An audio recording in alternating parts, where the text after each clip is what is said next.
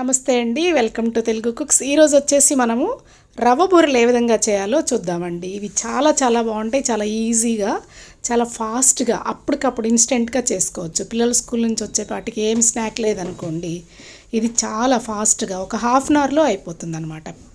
రవ్వ నానబెట్టుకొని ఒక 15 నిమిషాలు వేయించుకోవడమే, చాలా ఈజీ. మరి ఏ విధంగా చేయాలో చూద్దామా.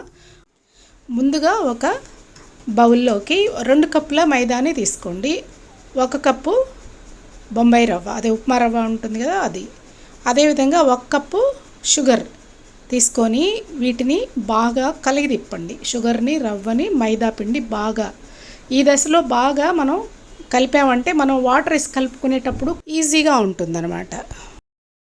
3 బాగా మిక్స్ చేయండి బీటర్ తీసుకొని.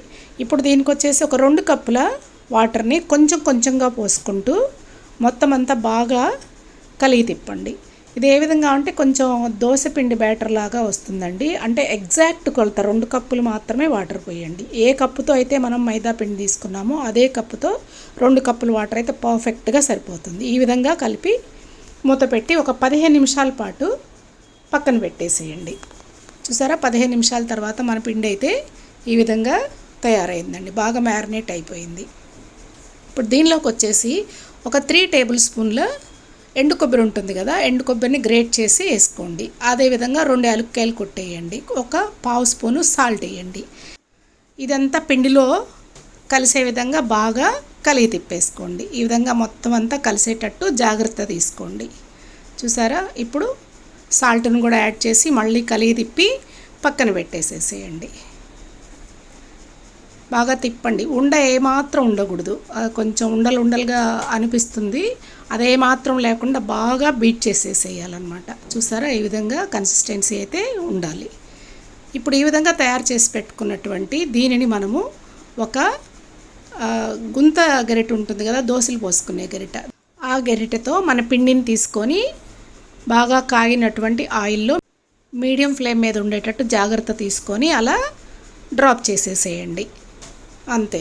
ఈ బూరె బాగా కాలే వరకు వెయిట్ చేయండి. కొంచెం టైం పడుతుంది, కాకపోతే ప్రాపర్గా కుక్ అవ్వాలి. కొంచెం నిదానంగా వేయించుకుంటేనే లోపలంతా బాగా ఉడుకుతుందన్నమాట. హర్రీబర్రీగా తీసేసారంటే లోపల కొంచెం పచ్చిదనంగా కనిపిస్తుంది మనకి. అందుకని కొంచెం వెయిట్ చేయండి. వెయిట్ చేసి ఒకవైపు బాగా వేగిన తర్వాత అదే గోల్డెన్ బ్రౌన్ కలర్కి వస్తుంది. అప్పుడు తిరగతిప్పాలి. తిరగతిప్పి మళ్ళీ రెండో వైపు కూడా గోల్డెన్ బ్రౌన్ కలర్ వచ్చే వరకు వెయిట్ చేయండి. ఇలా రెండో వైపు తిప్పిన తర్వాత అంచులంతా రెడ్డిష్ బ్రౌన్ కలర్కి వస్తుంది. అప్పటి వరకు వెయిట్ చేయండి.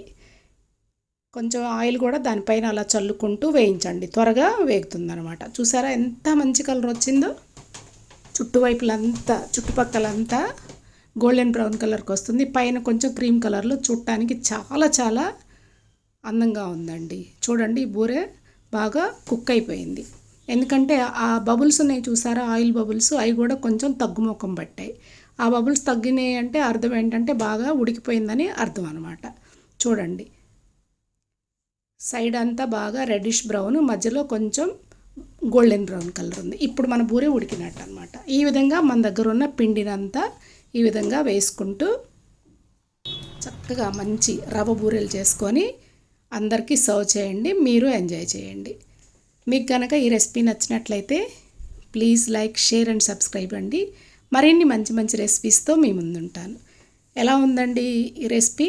బాగుందా? ఇంకెందుకు వెంటనే స్టార్ట్ చేసేసేయండి. చిన్న పెద్ద అందరూ, ముసలాళ్ళు, పళ్ళు ఉన్నోళ్ళు, పళ్ళు లేని వాళ్ళు అందరూ హాయిగా హ్యాపీగా తినేయచ్చు. మెత్తగా దిగిపోతాయి లోపలికి. Thank you.